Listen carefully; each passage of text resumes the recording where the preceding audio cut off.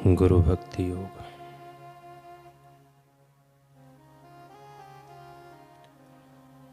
सद्गुरु के पवित्र चरणों में आत्मसमर्पण करना ही गुरु भक्ति योग की नींव है।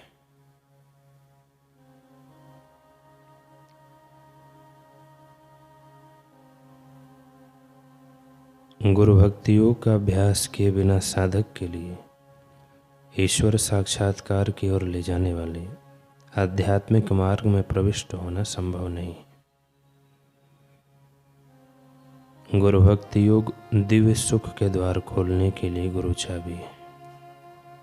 गुरु भक्ति योग के अभ्यास से सर्वोच्च शांति के राजमार्ग का प्रारंभ होता है। केवल मनुष्य का पुरुषार्थ ही योगाभ्यास के लिए पर्याप्त नहीं है। गुरु कृपा अनिवार्यतः आवश्यक है।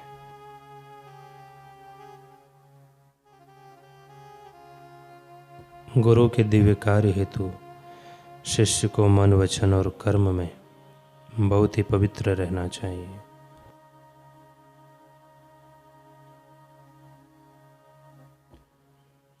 गुरु भक्ति योग एक स्वतंत्र योग है। गुरु सेवा के कार्य में आत्म भोग देना, यह गुरु के पवित्र चरणों के प्रति भक्ति भाव विकसित करने का उत्तम साधन है। गुरु ही मोक्ष द्वार है, गुरु ही मूर्तिमंत कृपा है।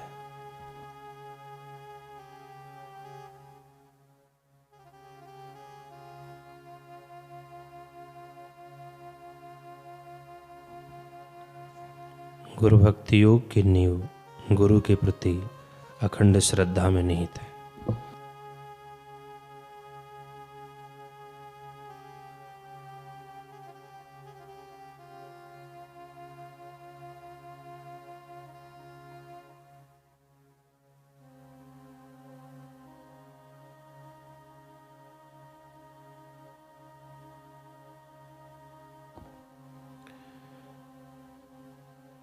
जब गुरु जी मिल गए तो शेष बचा क्या।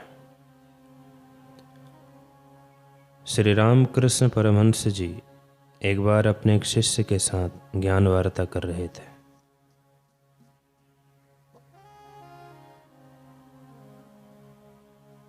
रामकृष्ण जी ने कहा, अच्छा राम, यदि इसे अपनी ओर इशारा करते हुए अच्छा राम अवतार कहते हैं तो क्या समझता है, बता तो। शिष्य, वे लोग बहुत छोटी बात कहते हैं। अरे ऐसा क्यों? लोग भगवान का अवतार कहते हैं और तू कहता है कि वे छोटी बात कहते हैं। हाँ प्रभु, अवतार तो ईश्वर का अंश होता है और सद्गुरु तो साक्षात ईश्वर होते हैं। अतः मुझे तो आप साक्षात शिव परब्रह्म लगते हैं। यह तू क्या कहता है? गुरुजी, मुझे तो ऐसा ही मालूम होता है।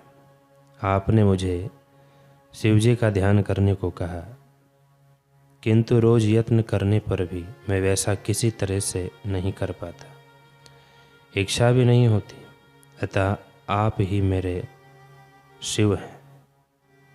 आप ही को मैं शिव मानकर ध्यान करता हूँ। उस शिष्य ने अपने गुरुदेव को सर्वश्रेष्ठ आध्यात्मिक आदर्श के रूप में स्वीकार कर लिया था। शिष्य की ऐसे निष्ठा देखकर श्री रामकृष्ण भीतर ही भीतर बड़े प्रसन्न हुए और उसकी आध्यात्मिक उन्नति के प्रति निश्चिंत हो गए।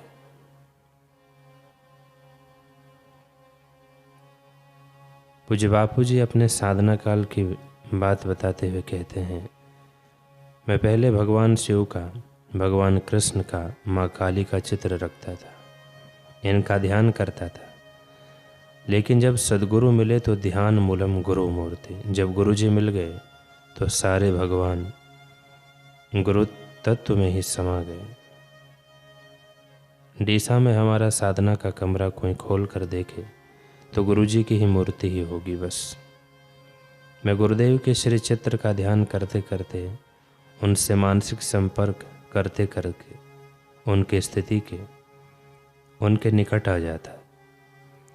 वे शरीर से चाहे कितने भी दूर होते हैं, लेकिन मैं भाव से, मन से उनके निकट जाता तो उनके गुण, उनके भाव और उनकी प्रेरणा ऐसे सुंदर व सुहावनी मिलती कि मैंने कभी सत्संग किया नहीं, ना ही मेरे बाप दादाओं ने किया। गुरु ने संदेशा भेजा, सत्संग करो। अब मैं सत्संग क्या करूं, किंतु गुरुजी ने कहा तो बस चल पड़ी गाड़ी।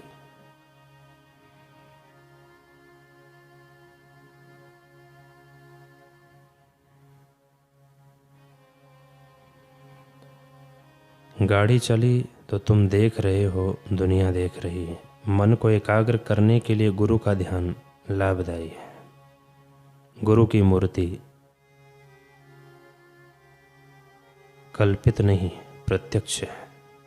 गुरुजी का सत्संग, गुरुजी का चिंतन और मन ही मन गुरुदेव के साथ वार्तालाप करने से